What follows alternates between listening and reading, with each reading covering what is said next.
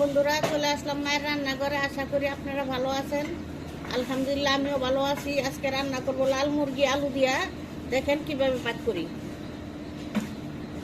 তেল দিয়ে দিলাম, আদা রসুন জিরা দইনা সব ময় মশলা দিয়ে মাখায় নিছি। খালি এখন তেলে ছেড়ে দিলাম। গরম হয়ে গেছে, তেলে ছেড়ে দিলাম।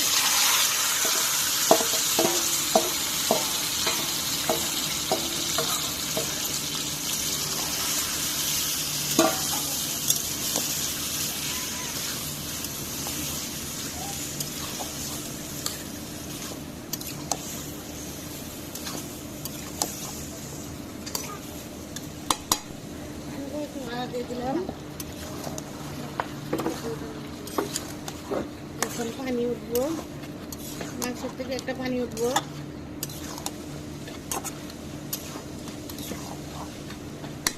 এবার একটু দেখে দিলাম, দিয়ে দিলাম।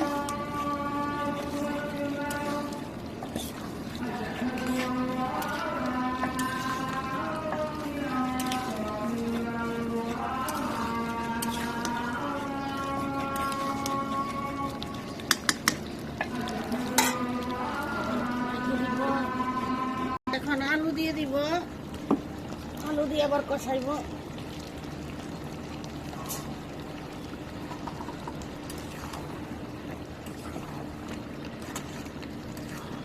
ছোট আলু দিলাম, দেশি আলু।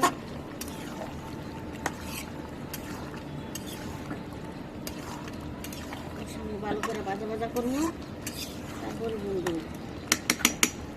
আবার একটু লাগা দিয়ে দিলাম, আর একটু করবো কষায়, তারপরে জল দিব। দেখুন আলু অনেক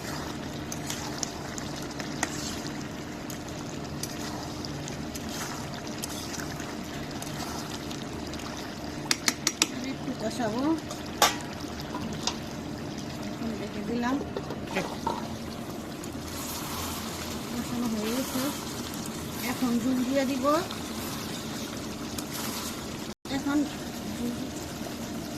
ঝুল দিয়ে দিব। এখন কত সুন্দর করে কষাই নিচ্ছি। এখন ঝুল দিয়ে দিলাম।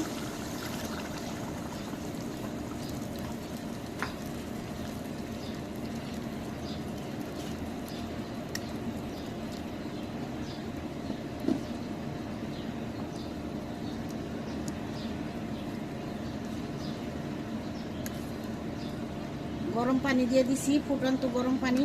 গরম পানি দিলে মাংসর স্বাদটাই বেড়ে যায়। আপনারা আশা করবেন গরম পানি দিয়ে রান্না করে খেতে।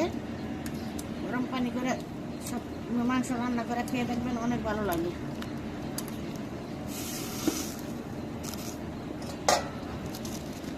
ঢেকে দিব, নাড়া দিয়ে দিব। ওতে দেরি আছে অনেক, নাড়া দিয়ে দিই।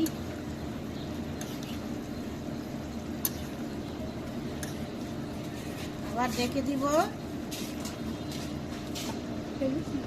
নাড়া দিয়ে দিলাম। এখনো হয়েছে না, আরো হবে।